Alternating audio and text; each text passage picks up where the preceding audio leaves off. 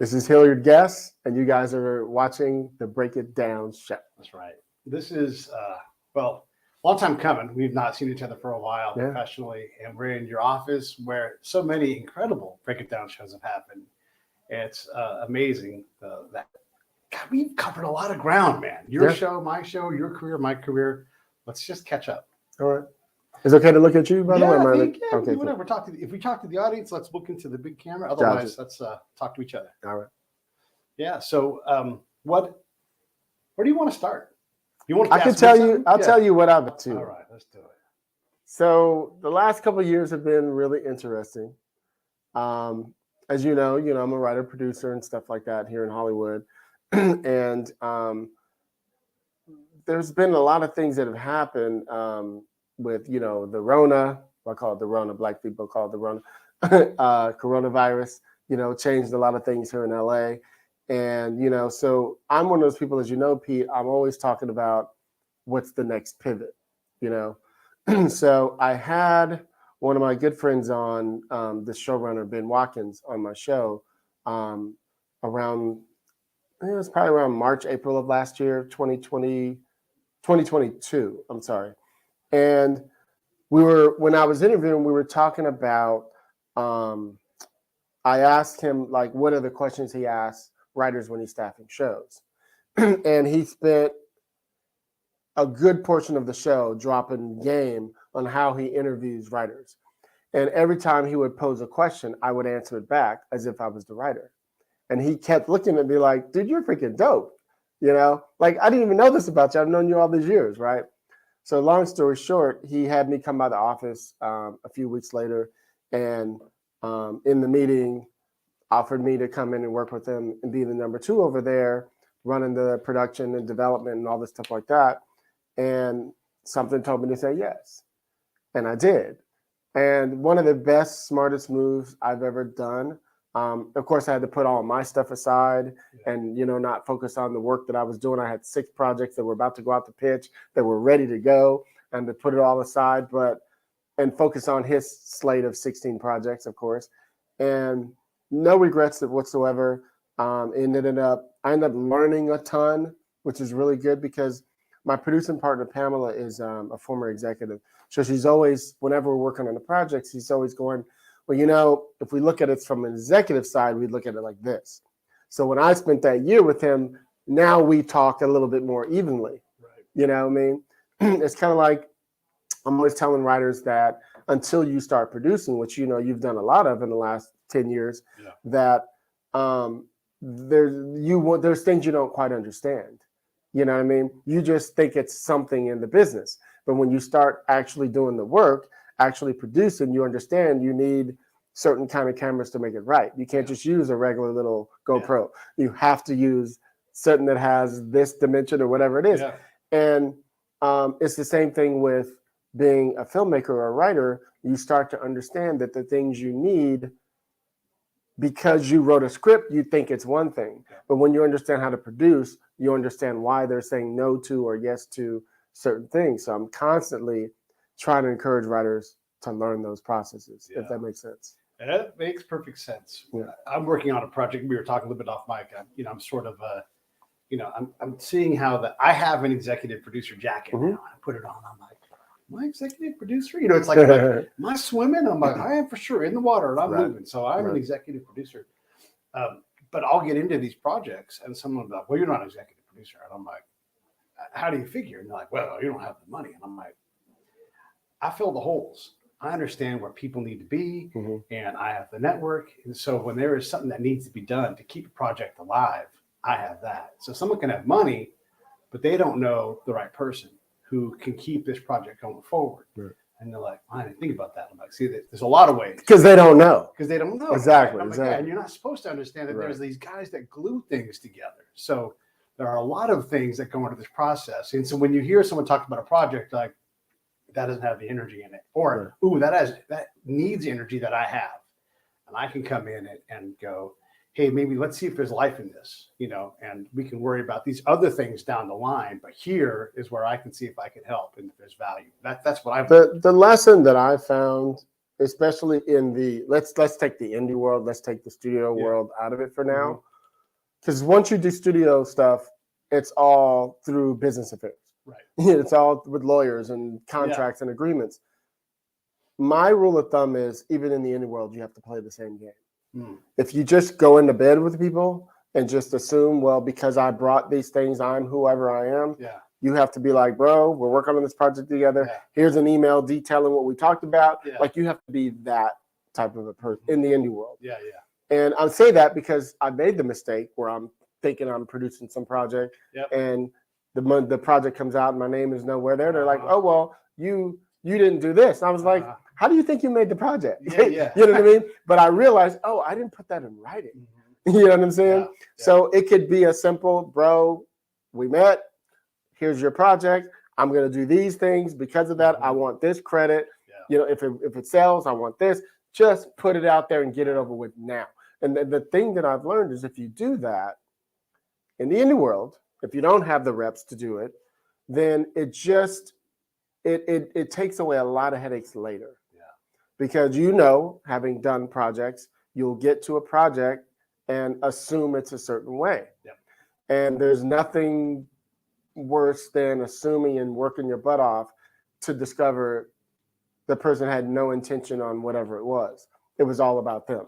Right. So I would rather put it in writing and tell you what I want, so that we can make this work, so that I'll be happy also. Yeah. You know what I mean? That's the biggest lesson, that everybody's afraid to do that.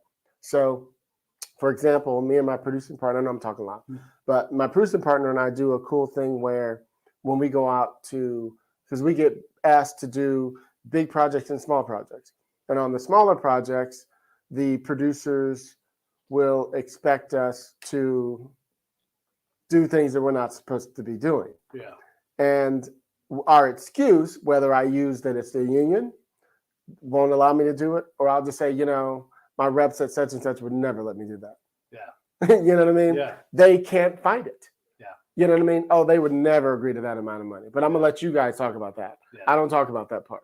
You know what I mean? Yeah. So I always do that intentionally, so they realize the level of the person they're working with. Yeah. You know what I mean? Yeah. Otherwise, people are like, oh, they offered me $20,000. It's like, that's not even remotely what I should be making. Right. You know what I mean? But when you come with power. Yeah. Now, can you work within that for somebody else's project who's a friend of yours? That's a different thing. Sure. Yeah. You know what I mean? Yeah. But if it's like somebody who, sought you out and they expect you to work on some project for pennies, and you don't get the credit they thought you should get, and they created this and they created that, you're running into a bunch of walls. Yeah. So you just got to clarify that stuff from the beginning. This is it's a lesson that I'm still trying to learn, because you are trying to suss out, like, how do I keep a project alive? And one of my skills is going to the front of all the logs and breaking out that pry bar and just working on trying to get something that's stuck that everybody's like, hey, this thing's not going to happen. Well, I'll spend some time levering on this, and maybe I'll get it unstuck. But before that, you say, I'll spend some time. If I do, here's what I want. See, don't just do it. Yeah, this is the part, right? Yes. So, like, if I go out and I do a small fundraise, or if I find the person is like, yeah, I'll lean on this with you, right? And then pry that log loose and get a little bit of energy. That's not the last log that's going to get stuck, right? You're right. I got to annotate that, capture it, and say, now that's this. This is the value. And when it comes to the whole process, you're right. Like, it is a thing to do. And there's a million of those little things along the way. Tons. Yeah.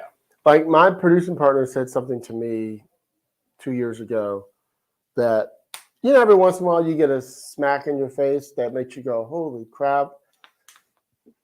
Excuse me. And they're correct. Yeah. She said to me, it was like a little moment where I was like, oh, I'm not sure about this. We had all these projects we're supposed to be doing. This thing, we're supposed to go to this state and shoot this pilot, and then it all fell apart. Like, there were all these different things going on. And I was bitching about something, and she looked at me and she says, if I were you, I would never not be working. Yeah. And I was like, she's like, everybody. Yeah. That's you not asking. You know what I'm saying? Yeah. And I was like, I knew it, but I never quite put it into words like that. And I was like, oh, damn, she's right. Yeah. Anytime I'm not working, it's my fault. Yeah. But see, I used to justify it and go, yeah, but I can't just say that to any person that I know. It has to be the right fit. So that was my justification, right? which is true. You know, I can't go to one of my 3-camera comedy guys and go, dude, I'd be perfect for your show, knowing I'd be much better for 1883 or something. Yeah. You know what I mean? Yeah. Just in general, right? And so it has to kind of be planned out, but there's also enough of the people that I know to where if I just put the word out to let people know I'm available, that also puts forward another thing in people's minds. You know what I mean? How much of that is accomplished through just being, because you do a lot of stuff too. You are busy, right? So that is like, oh, Hilliard's doing this. Hilliard's, talking to Michael Mann. I mean, all of these things, that keeps you top of mind. My cousin, but yeah. But these things make you like, because a lot of this business is like, oh, we should have thought of you, and so you're solving some of that by just simply being present. You're on this board, you're doing this at the guild, you're doing all of these things. Right. So there is the asking part, but there's also just the you are working by laying seed and going out and saying, here I am in the community doing service. But it's a curse. Okay. Here's why. Perception. So, and you know this, doing what you do, right? Here, I'll give you a perfect example. So most of my friends assume that what I'm doing is equal to what they're doing. Right? So they see me taking photos on the set of some pilot. They see me, interviewing some big director. They come to my office here on the lot. Yeah. So the perception is I'm already doing. Yeah. I don't need. Right? I think we talked about this before years ago. Yeah. It still doesn't go away. Yeah. Even when you still need. Right? Yeah. So if you don't, and you don't know how this industry is, if you don't tell somebody you need something, they could be standing right in front of you, know you're one of the most talented whatever people in the world, and never ask you. Yeah. Right? It's the same thing. You could know some big actor, right, who's now nominated for an Oscar right now, and you're about to do your movie. You probably won't ask them because you think they wouldn't do it because they're going to be so busy and now they're nominated for an Oscar. Yeah. But had you talked to them, they probably would have said, dude, you should have hit me. I would have done that. I can't tell you how many times it happened to me. Yeah. When people say, hey, Pete, how did you, I'm talking to the audience, right? How did you book so-and-so? How did you get Ruta? And that kind of thing. Shout out to Ruta, by the way. Yeah, shout out to Ruta. I love Ruta. I ask. I don't ever borrow no. Like if I want to get Ice Cube, I'll ask him, and what's the worst that happens? He doesn't respond to an email. All right, well, we already don't email anyhow, so there's no harm, no foul. And then a lot of times people are like, and maybe they're just not talking about a project. So if they are talking, and you send them an email and it gets through, they say yes because they're like, I'm talking about this project. Why don't you'll come to me to my house in the valley? Right. Come on, I mean, I asked for Rich Little. I'm at Rich Little's house in Las Vegas. That's true. I'm there. Yeah. Oh, that's interesting. And so that's the thing, right? And we have to, you and I especially, and my special someone, she always reminds me, she's like, you do a lot of stuff and it looks like you're doing awesome. Yeah. I have a great life. It's very fulfilling. But I for sure could use more work. Understood. And I have projects and they're amazing, but they're not consistent. Yeah, is the problem. It's like it's not even troughs and valleys. It's like troughs, deserts, and then a tidal wave. And I'm like, how am I going to keep up? And then you're like, man, and you put forward money, and you're like, at some point there's going to be some money, and then I'll get to pay back the. And so here's the interesting thing in the type of business that we're in. Particularly the indie world and even in the network world, to be honest, where we are now. So, for example, here's an example. So I was talking to one of my sisters over the holiday, and she's got this great job making 6 figures and whatever, and not throwing her under the bus, but she never has any money. Right. And I told her, I said, the thing I don't understand about people who have money. How is it you're broke when you know exactly how much money you have? Yeah. I never know. I might make $50,000 this month, $10,000 next, and nothing for 6 months. Yeah, you know what I'm saying? Yeah. And that sounds like a lot of money to people, but the inconsistency of it keeps you always on edge. and never happy, never relaxed. You know what I mean? It still is always like something beating, under you. So whenever I would love to have a job that just like that job I did with Ben for that year, it was nice to just be getting a salary. I knew I was making this amount of money every month, so I put that over there. Yes. How do you think we made it through the damn strike?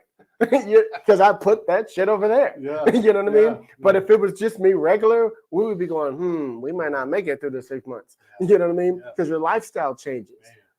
There's times like when you get that check and you're like, whew, it's like your money bipolar. And I'm like walking around, I'm like, I'm gonna go out and get me some. What you need, girl? What you need? And you pay everybody back, and you're like, yeah, look at my credit cards are paid off. And then I'm like, I got to get myself a signature loan to get through.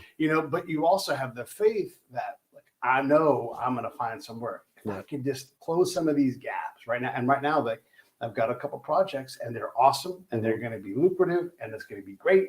But it'd be great if they get to hurry it up and being lucrative and awesome. It is very tough. So it is like a bipolar thing where I'm like in the dumps and I'm like, oh my God, how do I, make enough money to slide through this time? And I'm not trying to like act like woe is me because I get to do a lot of incredible things. And a lot of times, like when I'm doing something, I'm not the guy paying. You're still living your life. Yeah, I'm still living my life. You still get to do what you want to do. Yeah. And my show creates a lot of value. Right. And so people see that and they're like, hey, Pete, come here and do this. And I'll say, yeah, if you buy the ticket and put me up, and by put me up, I'll sleep on the couch. I don't care. And so see, I wouldn't say that. Yeah, well, I'm like, get me out there and I'll, I have standards, darling. Yes. Standards.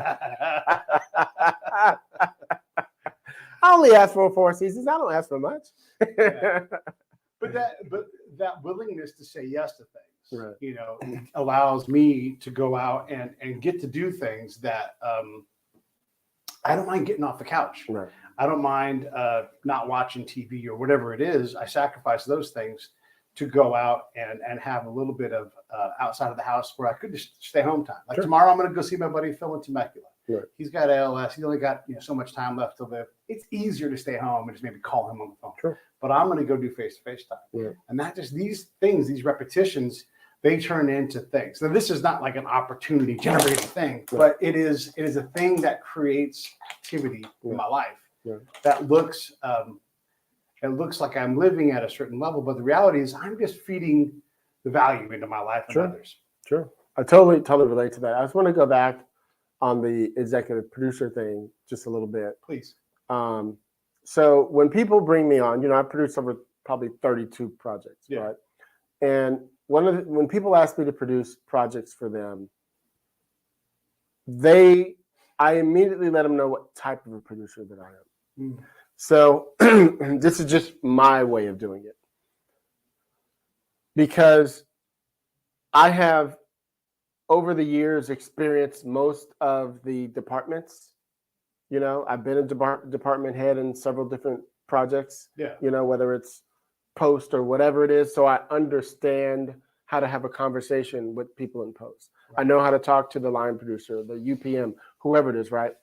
And so what I've found is I have the most fun when I'm running a set, right? Mm-hmm. So even if I'm doing a film, I treat it like as if I'm the showrunner on the show, right? Even though we might have the director.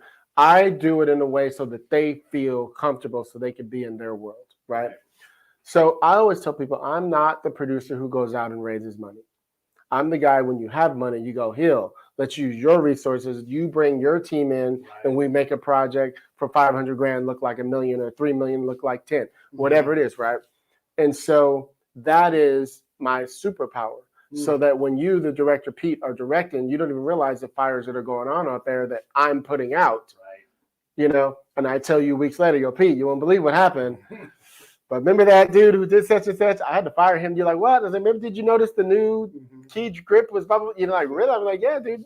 You didn't even notice it. Don't worry about it. You know what I mean? Yeah. But that's my job. So when I'm on the set, I always tell them I'm like the most calmest person on the set because I'm sitting there anticipating. Because something's going to happen, Pete. How many projects have you been on? You're like, damn, we ran out of tape. This, whatever the fuck it is, something happens. And so you just have to be a really good anticipator. You got to keep some cash in your pocket. You got to this is the indie world, by the way. Yeah. You have to be thinking about the logistics of everything. Yeah. You know, and you never can. Here's one of the number one things I always tell indie filmmakers: don't accept that your friend said it's okay to shoot at their house or their building or whatever it is. You, the producer, is your job to go and scout it. That's right. With whoever the owner or the manager or whatever it is of the building, because you have to tell them the logistics you plan and always overextend it.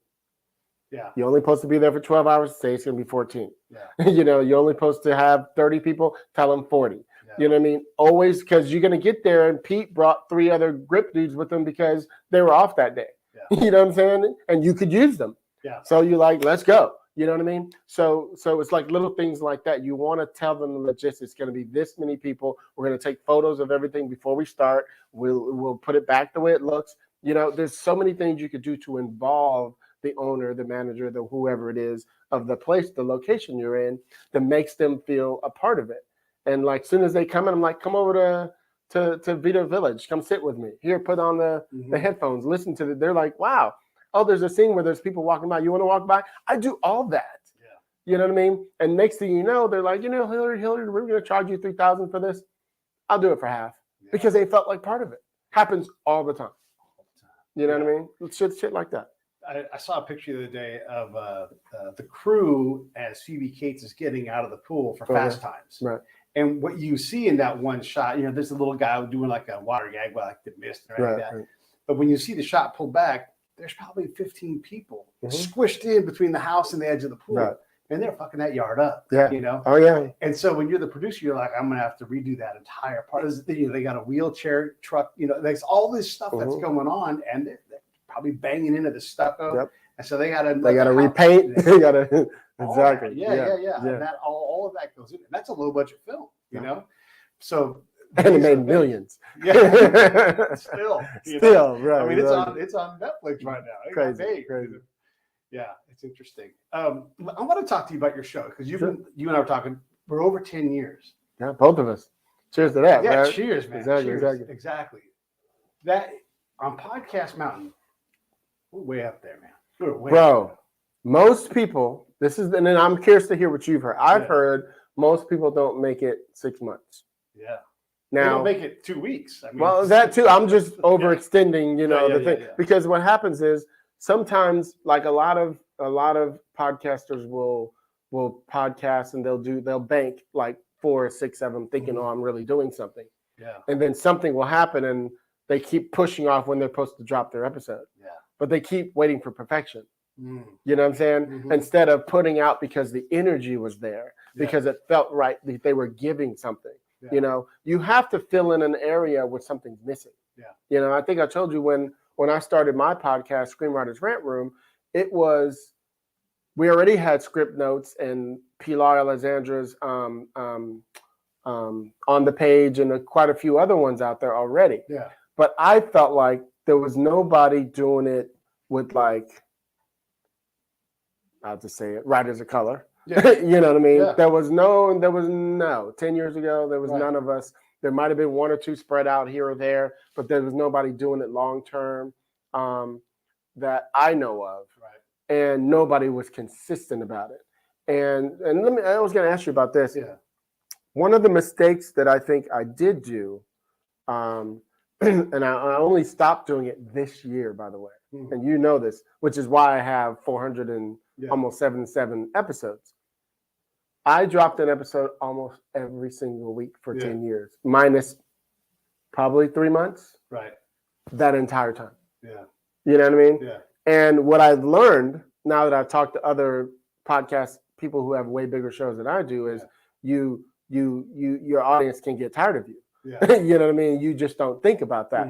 What I experienced early on, the reason was, and this is a question for you, is when Lisa and I first started doing the show, we'd take a break and it took me a while to get that audience back. So I got scared to take a break. You know what I mean? And so I would bank 4 or 5 of them during a holiday and just drop them out. Yeah. You know what I mean? So I'm just curious of what you're... I'm with you. I like to work. I like to... I just enjoy doing it. I learn. You know, this is my show. It's my life. It's my experience. And so the audience, you know, when people like, I've evolved a lot on this.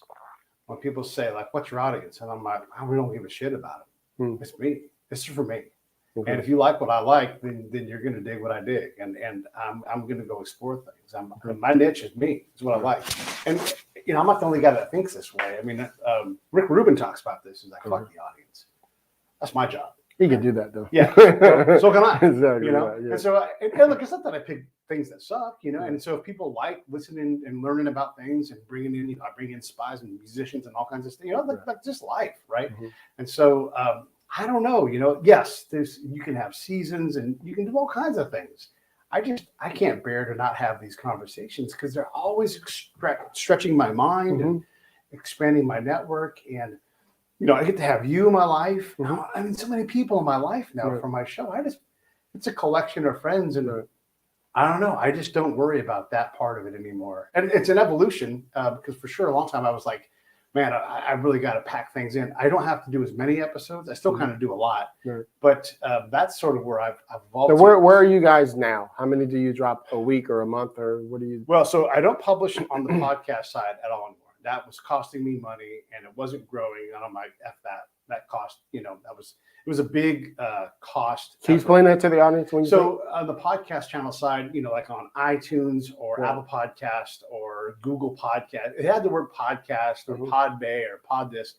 I don't push there anymore. So I push to this will go on Twitter. This will go on YouTube. This will go on Facebook Live.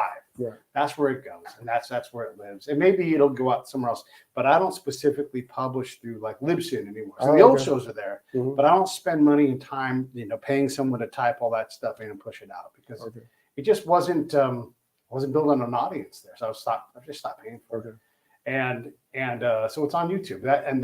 That also freed me up for, I'm like, why am I spending, I don't know, $400 a month to do that, and I don't want to spend the time doing it. I'm like, if I don't want to do it, I want to pay someone to do it. Why am I doing it? So that changed my attitude about that. And one person has said, hey, what happened to the podcast? And I'm like, it's on YouTube. Right. Interesting. Go watch it over there. Yeah. And they're like, okay. So I just changed my mind on that. But I get the idea that people get sick of it and maybe they won't go to the back catalog, but I just don't care because I feel enriched by it. And if I'm getting enriched, that's the number one priority for me. Okay. No, that makes sense. Like, here's the funny thing is, I'd say every other month or so, I'll say, I think I'm going to stop doing the show this month. And I swear to God, in 30 minutes, somebody will call, text, email me. Some rando, I'll see somebody at the gym, on the street, somewhere. Somebody would say, man, dude, your show did this for me. Every time. Every single time. I'm like during the strike, I was like, had a really low moment. Like we haven't talked about this. We haven't talked to each other in a minute. When this strike happened, dude, it was the first time in I've been writing 24 years. It was the first time I ever had writer's block. Never, ever in my entire life. As something pushed so I couldn't write. And the reason is, and this is how I justify it, when I'm writing three things at once. So if I can't write that one, it's okay, I'm moving on to that one. If I can't write that one, I'm moving on to that one. And if I can't do that one, I'm back to that one. You know what I mean? So I'm constantly moving forward in something. So to have the block of, I just can't do this, didn't exist in my brain because I was like, no, I'm just not in the mood for that one right now. But this horror one or that one in the 1800s, ooh, I'm feeling, you know what I mean? So I'm constantly moving forward on something. So the block thing didn't work. So when I was going through this, I was just like in this lull of I couldn't even pick up. I could read your script and give you amazing notes, but I could not for the life of me write anything new in my brain. And the good thing that was happening was I wasn't the only one. Literally all of my friends, not just one or two of us, all of us were not able to write. It was like this. And I think it had to do with because we didn't know when it was going to end. You know what I mean? We knew it was going to be a long one. I predicted that in February. You know what I mean? I just didn't know when. So it was a scary, scary time of this, and then, the freaking execs going on saying stuff about us and, we want to, make them move out of the houses. I mean, it was just like, what? You know what I'm saying? So where I'm from, you trying to get an ass with it. You know what I mean? Really? We can't say nothing. We can't do it. So it was like a weird, emotional, like roller coaster throughout the whole thing. So I didn't mean to jump off on that, but that was a nasty fight. And you knew it was coming because the industry has been forced to adapt to a lot of new things. And I saw it coming too. I'm like, this is gonna be hard. It's gonna be tough. And you got folks that one of my buddies, we went to high school together. He's an artist, and he's got to draw to make a living. And nobody's like, hey, if you could slow down a little bit and work a little less. They never say that. They're saying, hey, we don't need as much from you. Yeah. So we'll let you know. And he's like, hey, that's my style of writing or drawing. Yep. And they didn't get scooped up in this thing. They're on their own still. So it's crazy how everybody's having to adapt to this whole thing. It's unfortunate that we're having to deal with the AI thing. It's wild. It's been it's Hollywood is changing, and it's forever changing. To be honest, it's a revolving roller coaster ride. It's always been. Sometimes there are consistencies, like if there's comedy is in, comedy's out, drama's in, dramedy's out, horror's in, horror's out. I mean, it just keeps never stops. Every 3 or 4 years it recycles itself. Nobody wants to do, but the one thing that stays consistent, everybody still says nothing that's historical. What happens every year? What are all the movies that get nominated? What are all the TV shows that get nominated? They're all historical, and yet they don't want to do them because they're too expensive. But they they're the ones that get the prestige. It's just, it makes no sense. Their algorithms are all off, but yet they think they're correct. You know what I mean? Nobody just runs with heart. Which is why for me, yes, I'm afraid of AI. And I've seen it. I have the chat GPT myself, and I got it so I can learn what the fuck it does. So I can see, oh, this is what we're up against. And I went on it and went, here's a log line with this. We'll do it in the voice of Pete Turner. You know what I mean? Oh, okay. Now make it a little darker. And it in 3 seconds. So that is a scary thing to do. What I found for me is, my hope is that writers will utilize it as an ideas place. So it told me to do my log line like this. Okay, I'm not going to copy that log line, but it gave me inspiration for the tone of the way I could write this. That's how I see it. I'm worried it's going to make us lazy. So we have this idea, this whole premise for the show. We put it in your chat, and you go, give this to me in the style of Spielberg, whatever the fuck, and boom, it pops up, and you say you wrote it. I think you're going to forget how to write if you keep doing that. You know what I mean? Like I think we're going to become editors. Like it becomes a place where they're like, here's this thing that our AI did. Pete, we're going to hire you to come in and just clean it up and make it, bring in the military stuff. Me, make it more black. Make it more gay. You know what I'm saying? They're not going to say that, but they're going to say that. You know what I'm saying? We'll get Hilliard. He's gay, right? And then they're like, help us with this. So that's a good question with that. Obviously it's here. It's going to get better, and it's going to change the nature of the product. And then the executives are still going to have to make their, on the corporate side, they're still going to have to make their very safe and reliable bets, right? And so there's always the indie world. There's always, and I can see a space where just live performance comes back. Where like I don't any picture you see anywhere, you're like, is that even a real picture? Like there's this picture where like Robert Redford Sr. and Jr. and like that is a model, that is a modern body, that is a fit body, not a 1930s era body, and sure enough, it is not that thing, And then there's like all these pictures that are like any picture I see now, I'm like, it's fake.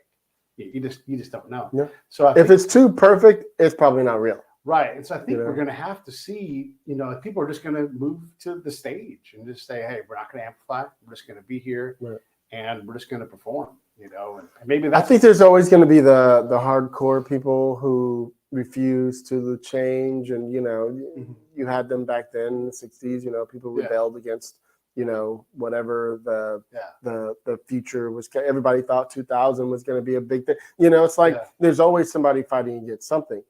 So I think that to hold on to the art is going to be, I do think they've made things to make it a lot easier. Like I was watching something yesterday where it was like a commercial for I don't know if it's for a camera or something, where they had the crew outside, they're like under a bridge, and there's a big rig like all around this SUV, and you see all the crew around, and they like hit the play button, and all of us, the car is just sitting steady, but it looks like they're driving down the street, turning corners, and they're just sitting up under this bridge, doing what they're doing, and I swear you're in the freaking car. You know what I mean?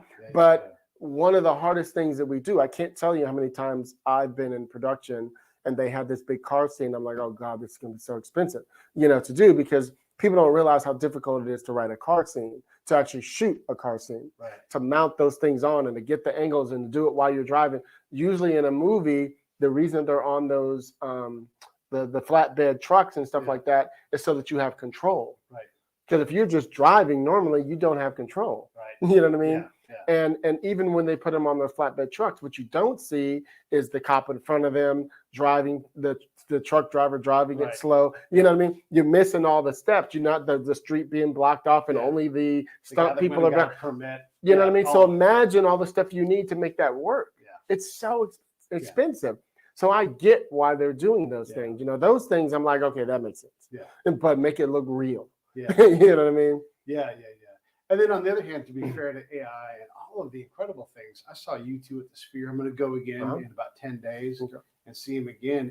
And you're like, I am in a different world, and it's literally like the state of the art for a musical show. It's just mind blowing. And it's got to be a band like you two that's just so big. Their music and their audience can fill this place. But you got to be able to put, it's as big as the Hollywood Bowl. So you got to be able to put 20,000 people in there night after night to pay for really a 2-hour-long movie that you play along in time with.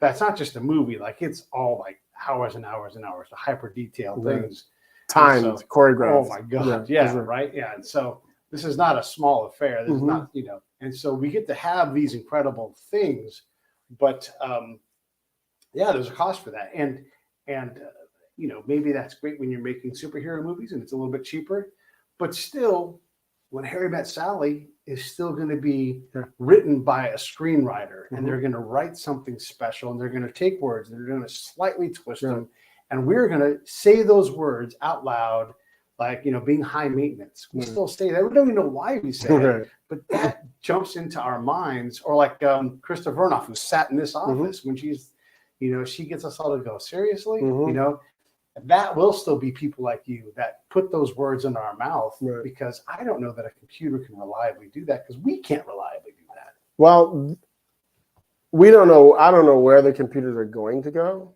but what I always say is this. I think the computers are going to keep growing and get better and better and better and all that, but I just wonder, will they ever be able to fully develop heart and nuance? So that's where I think they're going to be like, we need a writer to add a little bit more. You know what I mean? Because it's gonna, it can only take what it knows. So it's only pulling things from what it knows. So I can say, do this in the style of Shane Black, and they do, and like, ooh, that's too dark. Can you do it in the style of this? Add a little bit of this film or whatever. You know what I mean? And it'll keep changing it until you figure out where it's right for you. But it doesn't mean you would write your lines that way, because your characters better than anybody. You know what I mean? So that's where it comes into play. And like I had a friend right before it's like during the strike when all this stuff came up, and he was like, well, I plan to write 15 scripts if we could use that damn AI thing. I'm just gonna throw out a bunch of stuff. And I was like, you gonna be comfortable with that? And he's like, well, if they don't mind us doing it, who cares? Like literally. So some people are acceptable of it, Others, he's more of a newer writer, of course, been writing maybe 5 years, where, and I've been doing this for 24 years, almost more than his life. You know what I mean? So it's some of us are hardcore. It's like, I'm 53. Yeah. I prefer the rap in the 80s and maybe the early 90s, maybe. Yeah. You know what I Yeah. mean? Yeah, For yeah, me. yeah. And if I'm listening to rap, ska's my favorite. Right. But if I'm listening to rap, I want to hear Big Daddy Kane and Eazy-E and all that. I want to go back there. Yeah. And Slick Rick. I don't care about the music today. Yeah. You know what I mean? Yeah. It's just not great to me. Yeah. That don't mean there's not songs that I'm like, oh, that's jam. Sure. Like I said, I like Jeezy. I like all these people, but I wouldn't prefer them over the older stuff in particular, but I respect what it is for the kids today. Some of it just doesn't have the what's the word? The nostalgia. Yeah. And I think it's just because when we were teenagers, what you remember what you were when you were a teenager. So the teenagers today think the groups today are the Migos or whoever it is the shit. Yeah. You know what I mean? We thought it was you too. Whatever. You know what I mean? Yeah. So I respect that too. So Yeah. Like whoever the little band, like Two Tone, they've got a place in my head, and they play their songs, come in all the time, and that kind of thing. Yeah, there's something to that. I was going to go back to the words too, because there's something that in the human brain, the creative brain, that I don't know that the computers can get hip to. It's like taking something that's colloquial, like a twist of fate. You take that and you're like, but I'm a writer and I'm going to make it a fated twist. Well, that's dark. Absolutely. Yeah. Or what's good for the goose is good for the gander. Yeah, but is what's good for the gander good for the goose? And you're like, fuck, that changes things, and so just all of those little elements, I'm just using common things, but we can do that as creative humans, and we can take a thing. Bono does that. Lyricists all the time do that. They take things and they take the normal thing and then they flip it and they twist it, and maybe you take an AI conceptual design for a script, and you're like, now I'm going to tell it from this person's point of view, and it completely changes the story. And there's all kinds of examples of this where if you just simply tell that story from this person's point of view, or make that character female, or whatever it is, it's a whole different thing. I'd put in like an email once to just see how they would rephrase how I did it, and I said, make this hip. Yeah. It was like you could feel the jive turkeys wanting to come out. And I was like, but where you're going reminded me of something. My friend Malcolm Spellman, the big showrunner, he wrote a script that changed his life with this other writer called Balls Out. This is over the top comedy that is just fuck. It opens with this: fade the fuck in. Like ChatGPT would never be able to do that. Right. It would all be fade in. Yeah. You want to fade in, buddy? You know what I mean? They would not understand how to have that type of grit and edge and realness to it. You know what I'm saying? Yeah. Like that tells you the tone of the show as soon as you see it. Exactly. You know what I mean? Yeah. And that is hard to what do they call it when you remake it? You know what I mean? It's hard to make that again. Yeah. When you use something like that. You know what I mean? So especially if the instructions for the thing are of a certain thing or a certain point of view, and it's like, oh, you can't do that. You can't swear in this context. You're like, the fuck I can't, Exactly. And so you do put that character in, and there are so many movies that you can't even barely talk about anymore. Like Blazing Saddles is a classic example. Excuse me while I whip it out. It's my favorite line. So many lines. I love that line. But you can't even mention it, and people don't even understand. It's like you watch it, and just there's so many of them. And part of the thing is with Blazing Saddles is it satirizes us and how ridiculous we all are, And so you're going to have a computer that's like, I'm too precious to do that. Like, well, guess what? Or they go too far. Oh yeah, because they don't understand the line. Yeah, in this climate, and it's cruel. Yeah. That's interesting. Yeah. Well, there's a pivot point right there. What do you want to talk about now? So we're talking about the podcast. So I'm at a state now with the Rant Room where I'm having we're kind of, what do they call it when you read? Like a revamp? Or? Yeah, we're revamping the show a little bit. Having the website redone, the logos, I'm starting to do these videos every week where I talk about, the guest or Mhm. whatever is going on in the show. Right. That seems to get, quite a bit of interest from people. Are you gonna do video or? Yeah, I just do the video. Hey, what's up, everybody? Blah, blah, I mean, blah. the whole show. No, not. Oh, and that was the other thing. And we're not there yet. Yeah. But I do want to eventually get to the point where I have like a cool. I use the example, the analogy of like Drink Champs or Mhm. more like that red table type of Mhm. thing. I just want to be like at a table with Yeah. my friends talking screenwriting and Yeah. interviewing some big whoever, Yeah. actor, writer, director, producer, whoever it is. Yeah. You know what I mean? Yeah. I want to eventually move more into that realm for sure. And do you want to? How do I say this? Do you want to hit harder with who you go for as guests? I mean, not every time, but like, do you go for like a Bradley Cooper who just made Maestro and say like, I'm just going to go get Brad and I'm going to have him come, because everybody's gettable. Everybody gets why Yes. they do these I things. think yes, to answer your question, Okay. absolutely. I do think that I'm at a place where I should be more visible, if that makes more sense. Mhm.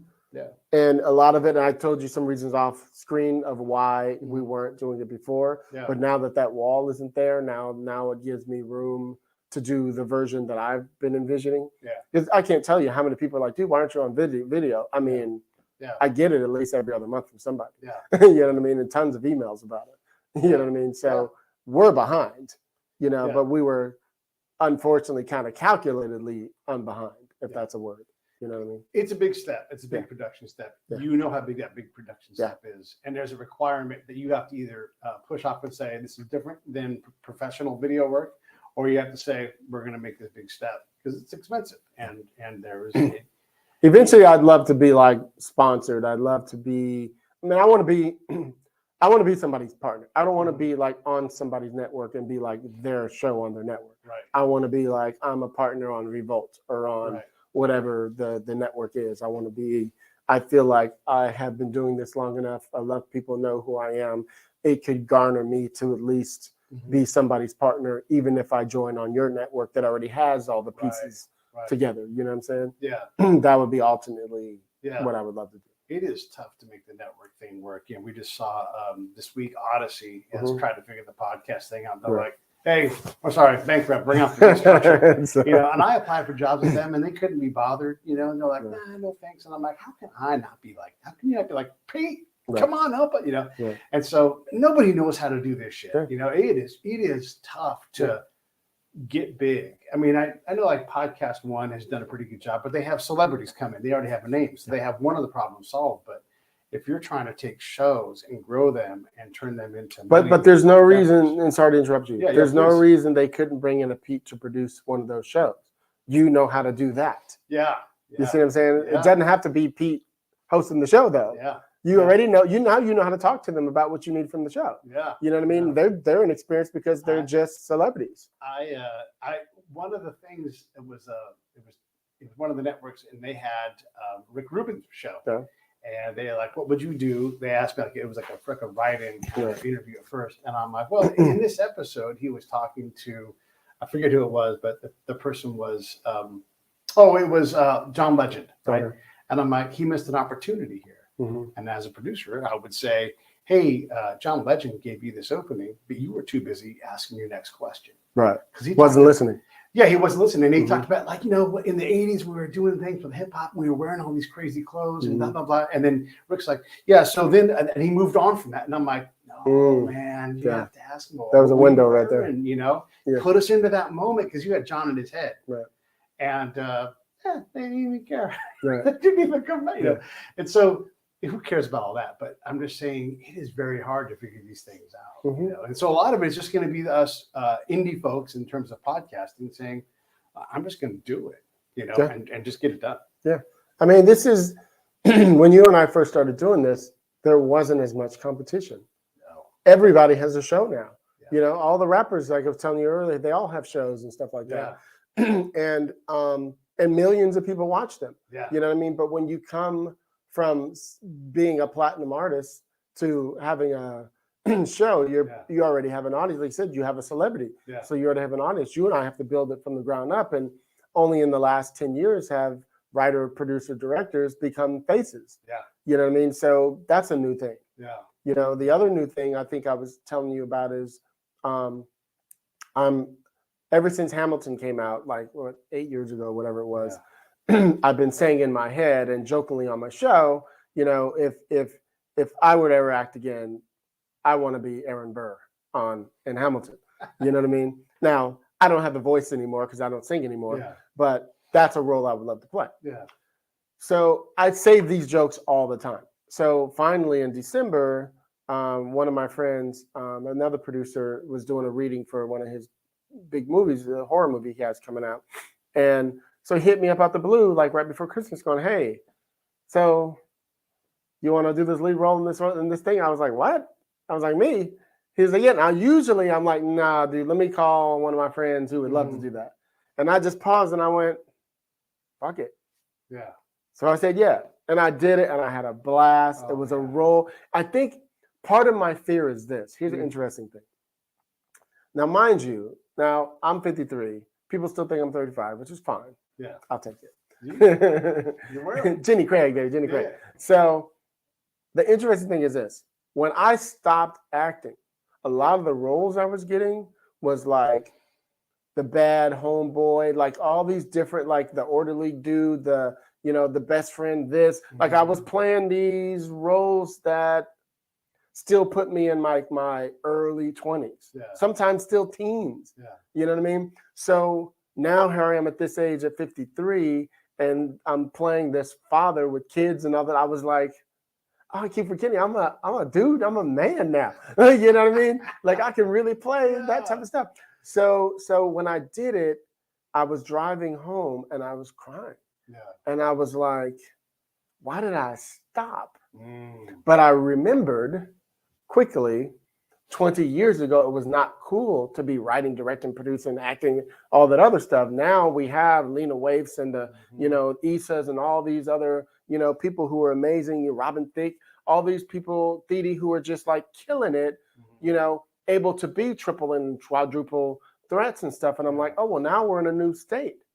So who fucking gives a crap if I decide I want to play in whatever? The only difference now for me is I feel like I don't want to be like out getting headshots and auditioning and all that. But if Pete's like, yo, Hill, I got this role you want to do, I'll be like, fuck it, I'll do that. So I'm like at that stage. I'm not like trying to come in, putting all my writing behind and all that. I'm just like saying yes to shit I would normally say no to.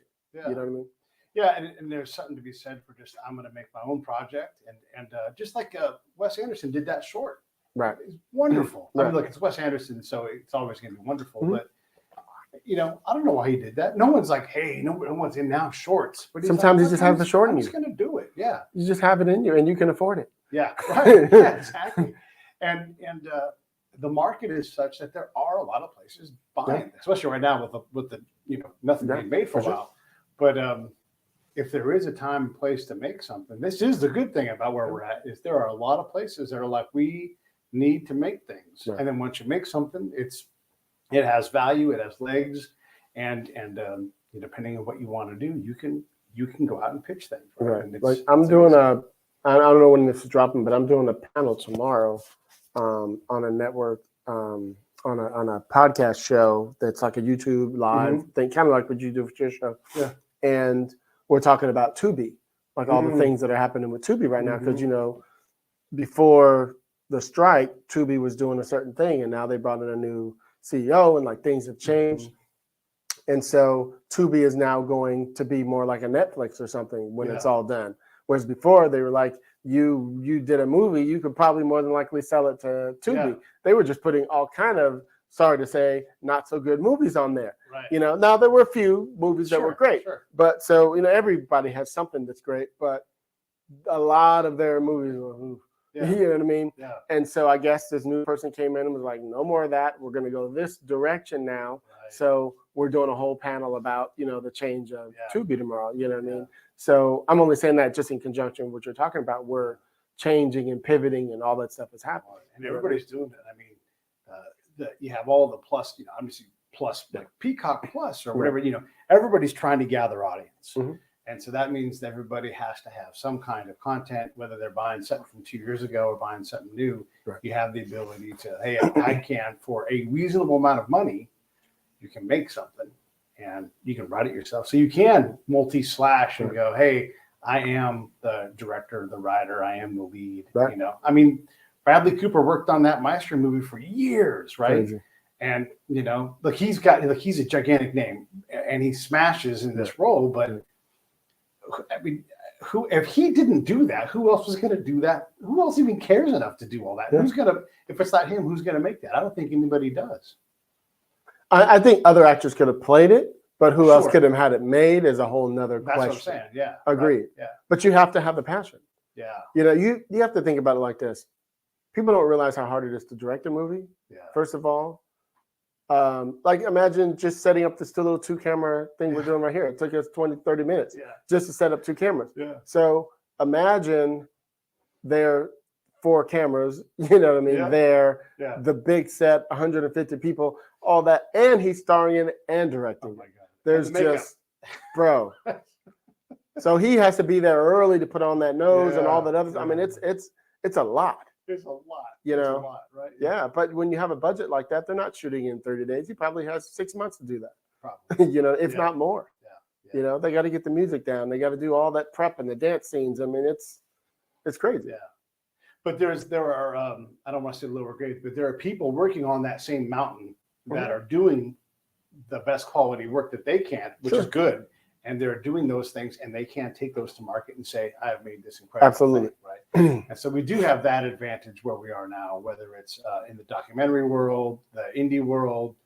You know, there's a lot of things that can be brought to market, and that part is pretty cool. I mean, even like, look, YouTube is buying content. I mean, all kinds of people are buying things. Oh, I didn't realize YouTube was buying. I should have known that, but I didn't know. Yeah, I mean, it's like I tell writers, actors, filmmakers all the time. But let's take writers right now who are TV writers. I tell them all the time, you guys, we're in a time now. We all know it's one of the things we fought for the strike. As a union writer myself, you know, the co-chair of the Committee of Black Writers and the Education Committee, right? We fought with the AMPTP, which I hate that they're called P because P means producer and they're not producing.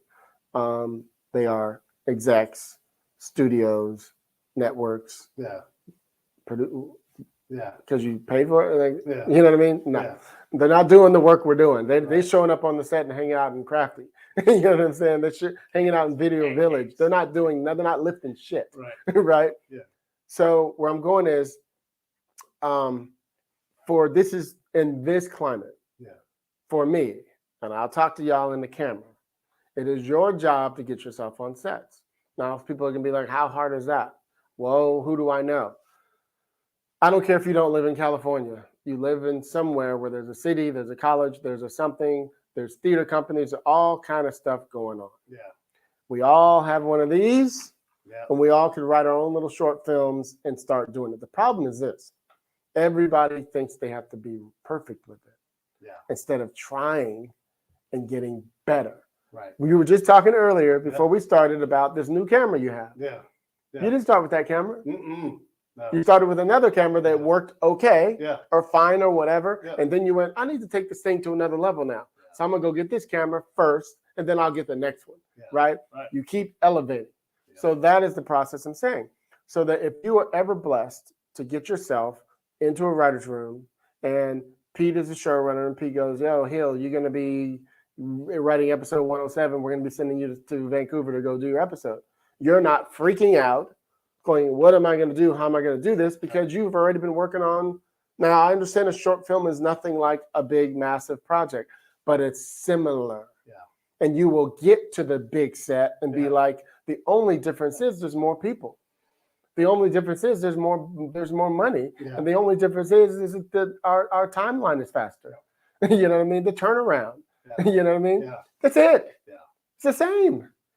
You remember we had Tony Toast on my show. We went and talked Tony to was him. dope. Yeah, Tony man. He walks in and they hire him. They have no idea. You're like, yeah, we'll hire you to do this show where it's a guy who lives on the edge of a reservation and out in the mountains, and he's like, I worked in a pickle factory and lived right next door to a reservation. Exactly. He was that world. Exactly. And when they're like, that was his superpower. Can you write this world? And he's like, I am this world. Let me get you into this trailer park. Yes. Boom. Yep. Executive producer, and that isn't supposed to happen. But when you bring that value that has more value than the person who created the show, okay, they're like, wait a minute, maybe I shouldn't be running this show. Or why don't you come help me run this show? But that to me is somebody whose ego wasn't in the way. And I don't know what all the things that happened on that show, but let's just make the assumption that whoever started the show was like, if I brought this dude on my level, we paid him what he really should be getting. Some people are just like, dude, I'm paying you already. You should be doing. So a lot of people have that attitude instead of this person's doing showrunner stuff. Like he's doing producer stuff by doing these extra things. He deserves this and this and this. So to me, that is either the showrunner or the network or the studio. Somebody came together and went, he's worth it. You know what I mean? But everybody doesn't usually. Yeah. Well, maybe they're like, hey, this show is established season. Let's get on to the next thing. Let's let Tony. That happens too. That happens all the time. Yeah. Hey, we're about at an hour. I don't want to take too much time, but what else do you want to talk about? What else? I think that's it at this point. I'm gonna wrap this thing up. All right, say goodbye to everybody. This thing here. All right, stand by for 1 sec. Hey, thanks for watching the show. I really appreciate it. Right here, you can subscribe. Please do that. It makes the show grow. Hit that notification bell so you know which incredible guest is coming up next. Down below is the PayPal link. You can put a small subscription in. That is an enormous help. All that money goes right back into the show. And then right up over here are the next episodes